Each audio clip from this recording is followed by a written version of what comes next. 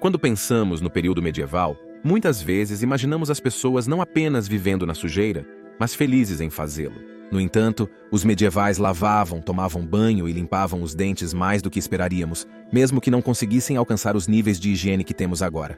Ou, ao menos eu faço, não posso falar por você, espectador. Havia guias médicos sobre saúde e limpeza, e as pessoas faziam o seu melhor para manterem-se e as suas roupas livres de sujeira.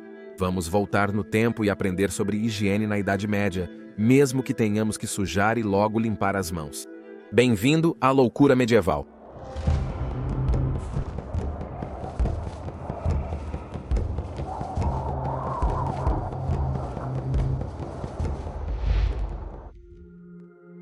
Maníacos por limpeza. Muitas das informações que temos sobre os vikings foram escritas por cristãos que tinham um viés óbvio contra os escandinavos e os retratavam como pagãos perversos. Na verdade, os vikings eram mais limpos que os anglo-saxões, que ironicamente os viam como selvagens sujos. Os saxões banhavam-se talvez 1 ou 2 vezes ao ano naquela época. Alguns dos itens mais comuns encontrados em montes funerários vikings têm sido ferramentas para cuidados pessoais, como navalhas, pinças, pentes e colheres de ouvido.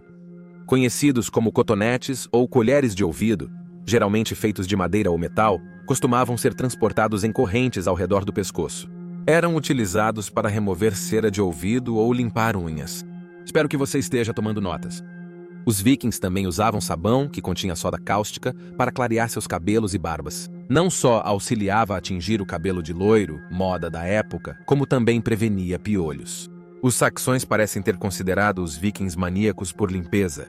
Na verdade, uma crônica que se acredita ter sido escrita no século XIII afirmou que, cito, os dinamarqueses, graças ao hábito de pentear o cabelo todos os dias, tomar banho todos os sábados e trocar regularmente de roupa, não conseguiram minar a virtude das mulheres casadas e até seduzir as filhas dos nobres para serem suas amantes. Os vikings definitivamente tinham uma coisa com seus pelos faciais, e isso é refletido nos nomes de alguns de seus líderes proeminentes, como Sven Garfobarba.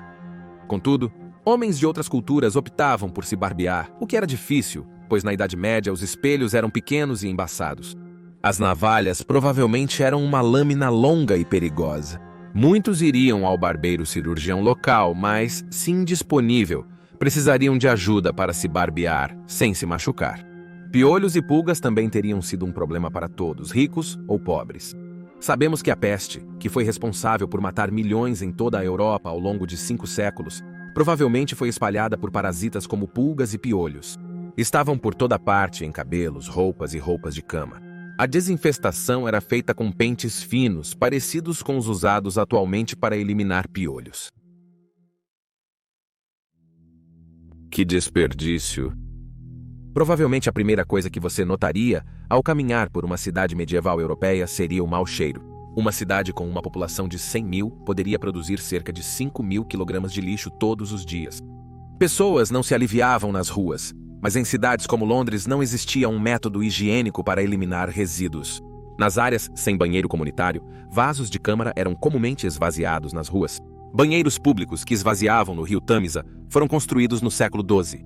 Em 1327, uma lei proibindo as pessoas de despejar resíduos no Tâmisa foi introduzida, esperando que os cidadãos removessem sua sujeira por meio de carroças ou barcos de esterco. Contudo, iniciou-se uma espécie de descarte ilegal medieval, com Torre do Morro sendo uma das mais afetadas. Em 1371, o repugnante odor do excremento e da sujeira horrorizou os moradores próximos. Uma nova lei proibiu os cidadãos de despejarem resíduos, fazendo-os retornar à prática de jogá-los no rio. E o ciclo vicioso e fedorento começou novamente. O rei Eduardo III observou que a eflorescência tornou o canal do rio tão estreito que dificultava a passagem dos navios. Só para deixar claro, são navios com P, návios. Os fossos dos castelos foram importantes para a higiene da nobreza medieval. Os fossos parecem não só serem defesas úteis, mas também esgotos a céu aberto. Embora os plebeus usassem latrinas ao ar livre, o castelo medieval teria um sistema de encanamento simples chamado corda de guarda. Na realidade, era apenas um buraco na parede para descartar resíduos diretamente no fosso abaixo. Nojento! Consegue imaginar o forte aroma em um dia quente de verão? Aperte seu botão de cheiro visão agora, por favor. Tomando banho. Embora os fossos de seus castelos pudessem estar cheios de sujeira repugnante, a realeza e a nobreza levavam sua higiene pessoal muito a sério. O rei Eduardo III da Inglaterra possuía um banheiro privado todo azulejado. Cuidado por seu exército de atendentes, ele desfrutava do luxo de água quente e fria e sabonetes perfumados. Geralmente feito de banha ou óleo misturado com cinzas de madeira, o sabão era moldado em barras com aditivos fragrantes como ervas ou flores secas. A riqueza ditaria os aromas usados e a qualidade do sabão. Para os mais pobres, o sabão de lixívia prejudicaria a pele se esfregado fortemente. O rei teria o privilégio de um servo para lidar com suas excreções. Um criado do banquinho teria se livrado dos resíduos do rei, mas não se sabe se ele realmente teria limpado o traseiro real, embora ele fornecesse toalhas, uma tigela e água. A posição de criado do banquinho era de alto escalão. O criado monitoraria a dieta e a saúde do rei, e poderia ser considerado um conselheiro de confiança. Não havia papel higiênico na Europa. Embora os chineses o tivessem inventado no século VI, então os plebeus provavelmente usariam palha para se limpar, mas os suficientemente ricos usariam pedaços de pano. Embora os ricos pudessem ter suas próprias instalações de banho, aqueles com menos recursos teriam que contar com jarros e bacias ou se lavar em rios e lagos. Mas isso era perigoso. Várias pessoas foram mortas no rio Tâmisa durante o século XIV. Roberto de Leire, infelizmente, tomou banho na área conhecida como Fish Wharf. Sem ninguém por perto para ajudar, ele acabou se afogando acidentalmente. E em 1269, João Branco, de 12 anos citando, tirou suas roupas uma noite e entrou em um certo riacho para tomar banho. Ele se afogou por acidente. Embora por que alguém iria querer entrar na água do Tâmisa com todo aquele esgoto flutuando seja um mistério. Na Alta Idade Média, as casas de banho eram populares e no século XIII havia cerca de 32 casas de banho em Paris.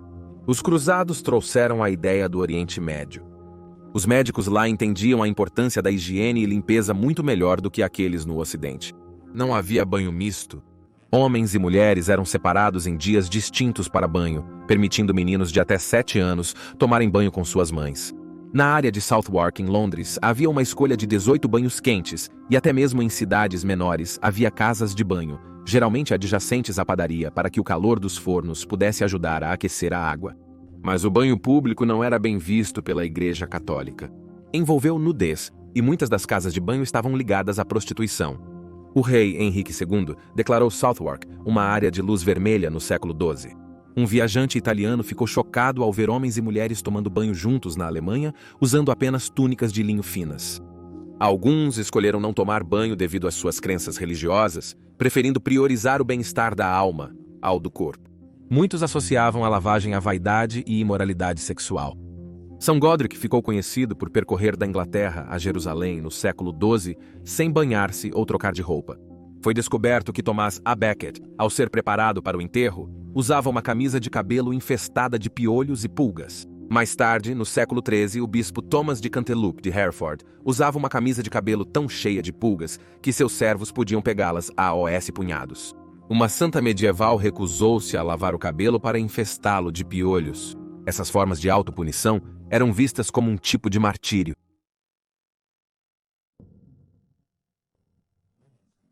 Havia livros medievais sobre etiqueta com receitas para shampoos secos, e era recomendado que o cabelo fosse lavado a cada 2-3 semanas em água morna perfumada com pétalas.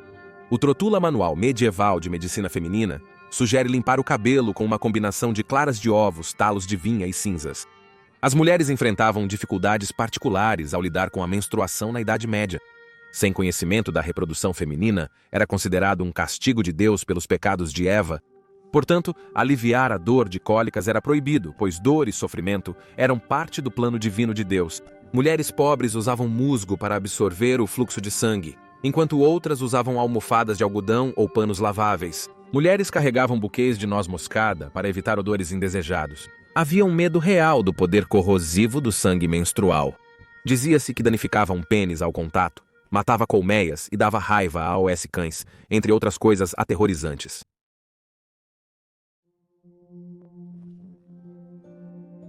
Apenas as pessoas muito pobres teriam apenas um conjunto de roupas. Sem detergentes modernos, uma opção para os medievais ao se livrar de gordura e manchas seria lavar as roupas na urina. Sim, eles misturavam cinza branca com urina para fazer lixívia, que continha amônia. Na verdade, quanto mais forte era a amônia, melhor ela era para remover manchas e sujeira, então eles deixavam a urina ficar velha e fermentar.